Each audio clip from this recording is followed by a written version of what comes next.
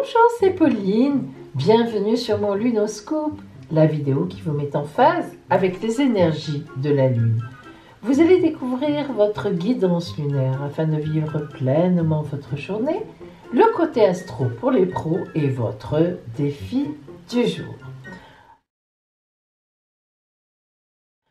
Alors, nous sommes jeudi 2 juillet. Joyeux anniversaire au cancer de ce jour, toujours, et bonne fête Martinien. Alors là, Martinien, c'est sorti de derrière les fagots. Je ne peux pas. Martinien, mais c'est même pire que ça. Jamais je n'ai entendu quelqu'un qui s'appelle Martinien. Je vous mets au défi de me trouver quelqu'un qui s'appelle Martinien. Bon, enfin, c'est comme ça. Donc, en ce jeudi, eh bien, vous savez que ce soir, il y a le live à 18h30 ou 19h. Je vous l'annoncerai tout à l'heure dans la journée. Et puis, surtout, il y a la réponse de la carte d'or. La carte d'or que vous avez donc le mardi. Voilà, les amis. Alors, pour ceux qui ne me connaissent pas, vous avez le choix entre deux guidances pour la journée. Guidance de la lune dorée, guidance de la lune rousse. Allez, c'est parti.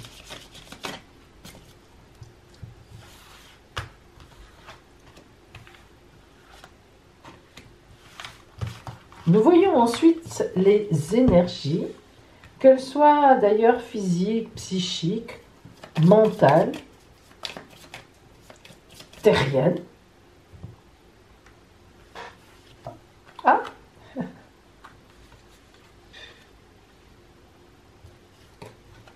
Et voilà.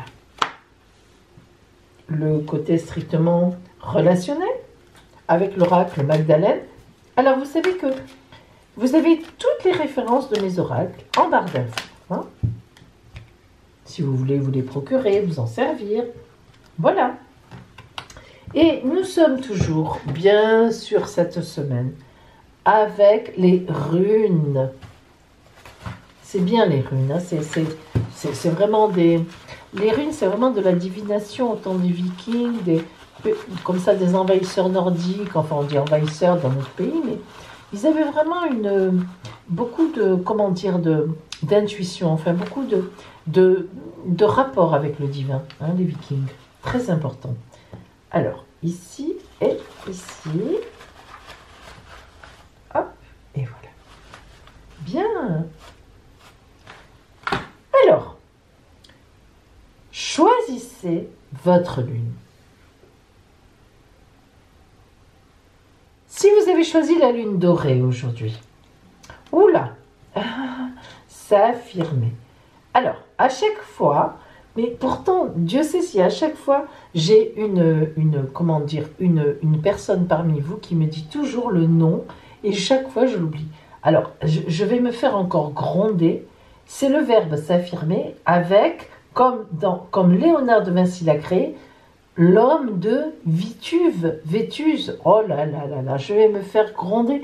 Je n'arrive pas à retenir ce principe, enfin ce nom que Léonard de Vinci a donné à son personnage qu'il a fait en tant qu'être humain, enfin en tant que caractéristique de l'être humain. Alors, s'affirmer. Regardez comme elle est belle. Mais regardez comme elle est belle. Voyez, dans ce féminin-lune, les amis, ce que j'aime, c'est que ces femmes sont souvent nues, mais on s'en rend même pas compte. Tellement, elles sont innocentes, elles sont clean, elles sont sûres d'elles, elles sont tranquilles. Franchement, elle est nue, mais on ne pense même pas à la nudité. Alors, s'affirmer. S'affirmer avec toute sa nudité. Elle n'est pas gênée, elle n'est gênée de rien.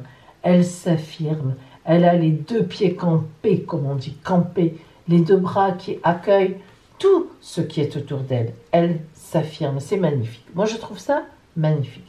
S'affirmer, c'est vraiment un verbe puissant.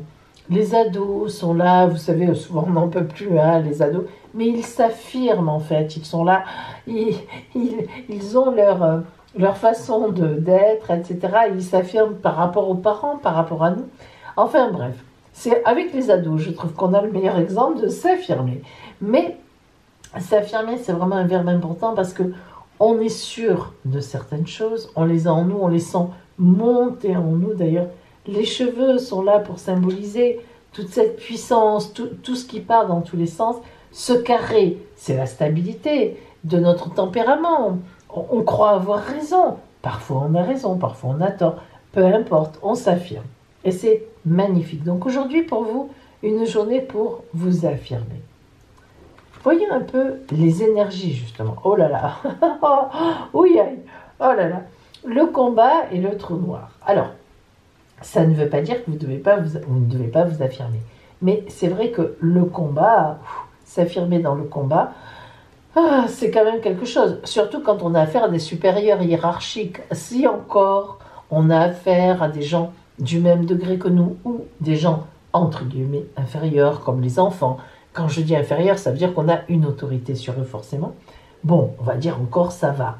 Mais le combat, quand il s'agit de défendre des gens qui nous font pitié, enfin je sais pas, peu importe, ou nous-mêmes, ou lorsqu'il faut partir au combat pour nos idées, c'est compliqué. Et le trou noir, on risque d'y tomber, bien sûr, évidemment. Le trou noir, c'est le vide. Le vide sidéral.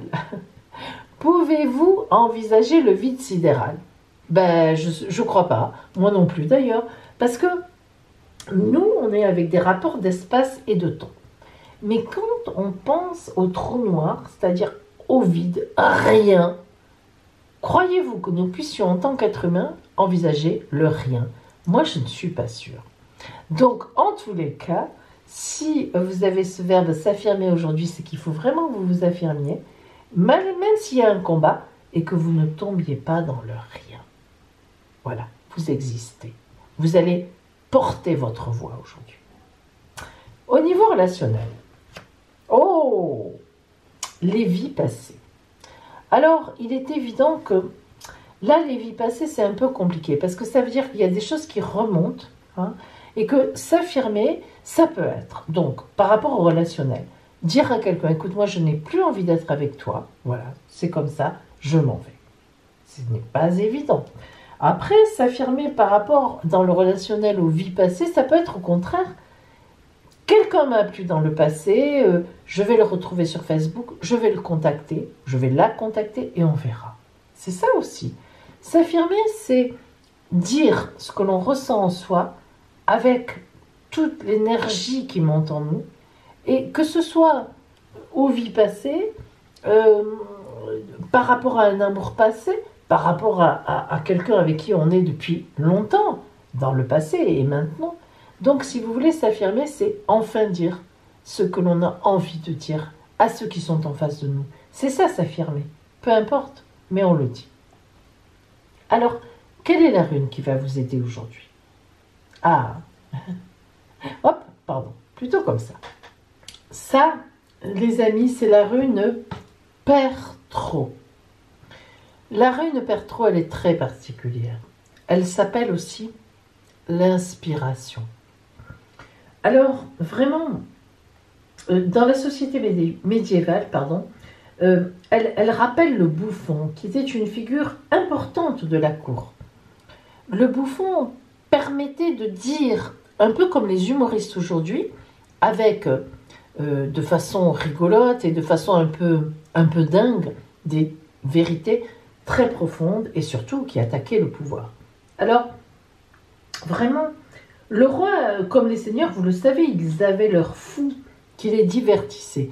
Mais le fou était vraiment quelqu'un souvent de très intelligent. D'ailleurs, s'il ne l'était pas, il n'était pas gardé à la cour.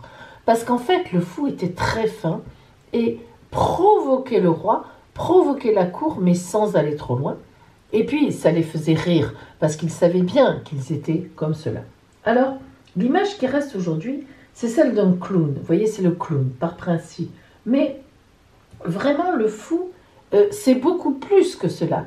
D'ailleurs, quand on parle du clown gay, du clown triste, on fait référence à ça, surtout quand on parle du clown triste. Alors, la rune Perthro, elle est très proche, symboliquement, de la lame du tarot de Marseille, le mat. Vous savez, celui qui reprend sa route avec son baluchon et son bâton. Et il est appelé fou dans certains autres tarots, le mat, le fou. Or, c'est précisément celui qui reprend sa route, qui dit « Stop, les concessions, les trucs qui m'énervent, j'en veux plus. Je prends mon petit baluchon, mon bâton, je m'en vais. En fait, l'inspiration, l'idée fixe, la quête de l'inaccessible étoile, toutes ces notions sont présentes dans cette rune Perthro. Une rune souvent déconcertante, car la sagesse et la folie jouent les équilibristes sur un fil du rasoir. Qui l'emportera? Alors, pour faire le lien justement avec les cartes, la guidance qui vous est sortie, on voit bien que si vous voulez, Perthro fait appel à votre profonde inspiration. En fait, elle vous dit affirme-toi, mais affirme-toi avec sincérité, avec des valeurs, avec vérité. Avant de t'affirmer, regarde ce que tu as en toi. Fais appel à ton enfant intérieur. Fais appel à ce que tu as de plus beau, de plus propre, sans la jalousie, sans la tristesse, sans la tristesse. Et effectivement, en évitant le trou noir, pars au combat, mais pars dans un combat inspiré, qui est sain. Hein. Refais un peu le lien avec tes vies antérieures, avec ton passé, et pars avec toute ton expérience en t'affirmant. Voilà, tu n'es pas rien, tu es vraiment quelqu'un.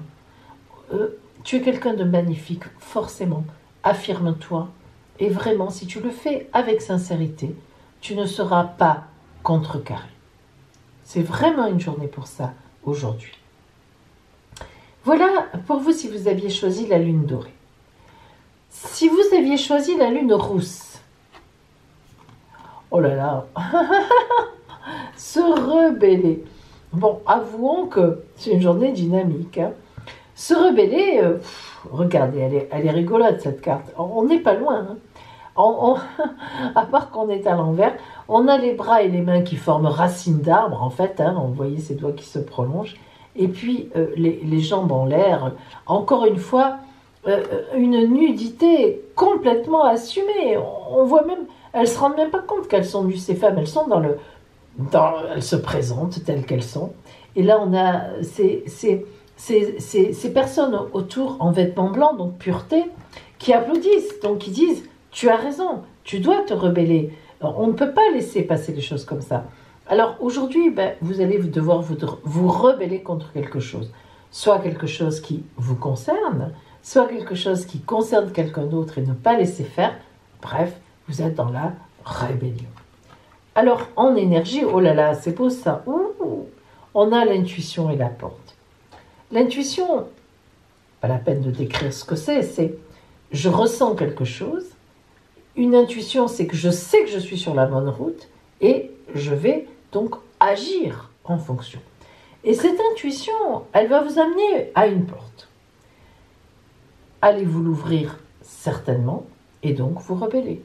C'est-à-dire qu'en fait, vous avez le choix entre vous taire, mais aujourd'hui, c'est une journée pour vous rebeller, avec beaucoup d'intuition, c'est-à-dire se rebeller pas n'importe comment, pas avec agressivité, ce qui ne sert à rien, mais mettre les bons mots où il faut, les bons gestes, discuter, interpeller certaines personnes.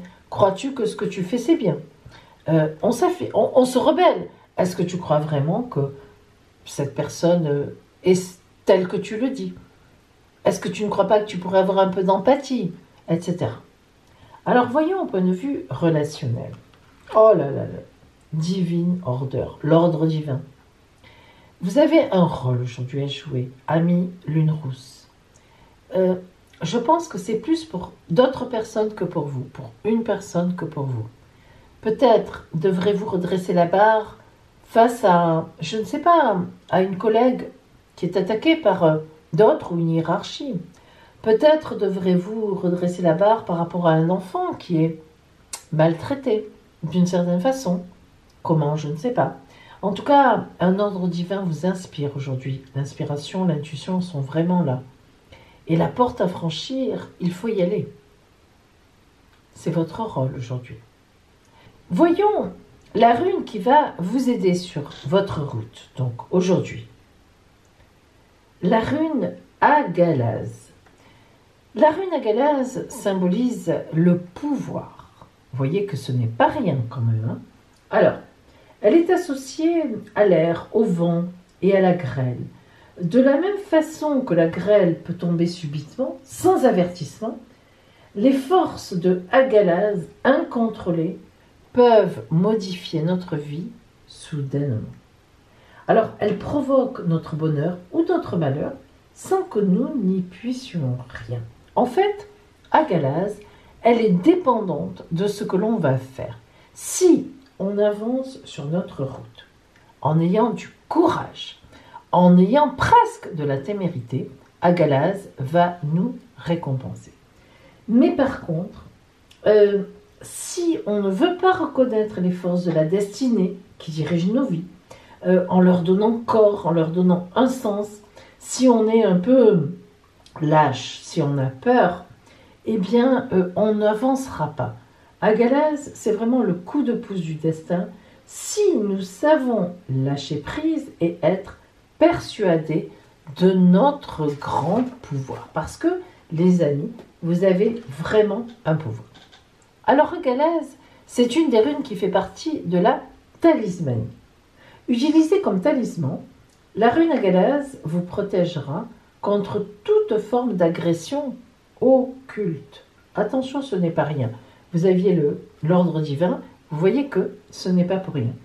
Vous pouvez également l'utiliser pour équilibrer des énergies d'une pièce, en la plaçant par exemple à l'intérieur vraiment d'une forme géométrique, peu importe laquelle. Vous dessinez un triangle, vous dessinez par exemple un carré, peu importe. Vous la mettez à l'intérieur d'une forme géométrique et elle fait son affaire. Donc vraiment, Agalaz, c'est une rune très particulière, très sur le côté fidélité, sur le côté ancrage. D'ailleurs, vous voyez, c'est pas pour rien qu'elle est sortie. Et sur le côté divin, on a à la fois l'ancrage et le divin. Et donc, Agalaz, eh bien, c'est vraiment le pouvoir. C'est ça qui est important parce que aujourd'hui, vous avez du pouvoir, le pouvoir de vous rebeller. Et ce pouvoir, ce n'est pas rien. Voilà pour vous qui aviez choisi la lune rose. Alors, voyons maintenant les aspects astro sur notre lune. C'est tout de suite. Aujourd'hui, la lune rentre en Sagittaire, premier décan. La lune en Sagittaire, elle est à la fois à l'aise et à la fois pas très à l'aise. Pourquoi ? Le Sagittaire est un signe de feu. La lune, elle n'aime pas les signes de feu. Enfin, elle ne les aime pas trop. Mais à la fois, elle les aime. Parce que les signes de feu, c'est aussi des signes qui nous parlent de feu, de lumière, de soleil. Alors, le Sagittaire, c'est le signe de Jupiter. Et lorsqu'on a, par exemple, dans son ciel natal, un aspect de conjonction ou de trigone entre Jupiter et Lune, c'est le signe d'une grande réputation ou d'une grande renommée à un moment dans sa vie. Donc, c'est quand même fort positif. Mais la Lune en Sagittaire, elle n'est pas trop bien parce que le Sagittaire est un signe réellement, vraiment passionné. La Lune, c'est pas quelqu'un de passionné. La Lune, elle est indépendante, elle a ses cycles, elle monte, elle descend, mais elle n'est pas passionnée sur le fond. Elle vit, elle a une espèce de petite prise de distance, elle aime les enfants, elle est plutôt une mère. Vous voyez, elle n'est pas dans la passion, elle est dans l'éducation, elle est dans le cycle féminin, avoir un enfant, etc. Donc, en Sagittaire, elle se trouve un petit peu bousculée. Mais bon, elle en fait quand même son affaire, elle n'est pas complètement contredite. Nous voyons aujourd'hui qu'il y a un bon aspect de Mars. Mars-Lune, c'est très bien, parce que c'est un bon dynamisme. Mars dynamise vraiment la Lune dans le sens où elle l'électrise un petit peu, donc elle lui donne du bon dynamisme. Et puis on a Saturne. Saturne bien positionné avec la Lune, Saturne qui est la planète la plus vilaine du zodiaque. Je ne suis pas sympa avec Saturne, mais parce qu'elle nous parle de blocage, elle nous parle de temps, il faut nettoyer là où on n'a pas envie. Mais Saturne, c'est aussi la planète des femmes enceintes. Et en aspect Saturne-Lune, c'est être enceinte. Alors, là, on est dans le projet. On est quand même dans quelque chose d'intéressant. Et puis, on a un petit bâtonnet rouge, donc une opposition de Vénus. C'est-à-dire que la Lune et Vénus en opposé donc exactement en opposition, c'est du stress, mais c'est du stress de séduction. Ah, vous me direz, c'est presque de l'érotisme, c'est de l'érotisme. Alors, finalement, tout ça, ça fait qu'on est dans une belle dynamique quand même aujourd'hui. Et puis en fait, on a envie d'avoir de la stratégie de séduction. Ah, stratégie de séduction, et puis ou bien stratégie pour atteindre nos objectifs. Saturne, c'est quand même la planète la plus travailleuse du zodiaque. C'est la planète du Capricorne, le signe le plus travailleur du zodiaque. Alors, aujourd'hui, on va voir quel est donc notre défi. Ah, qu'est-ce que je vous ai préparé? Eh bien, vous allez vraiment réfléchir à une stratégie pour quelque chose. Vous avez envie de quelque chose, vous avez envie d'atteindre un but, un objectif. Ok, déterminez-le, vous le connaissez sûrement.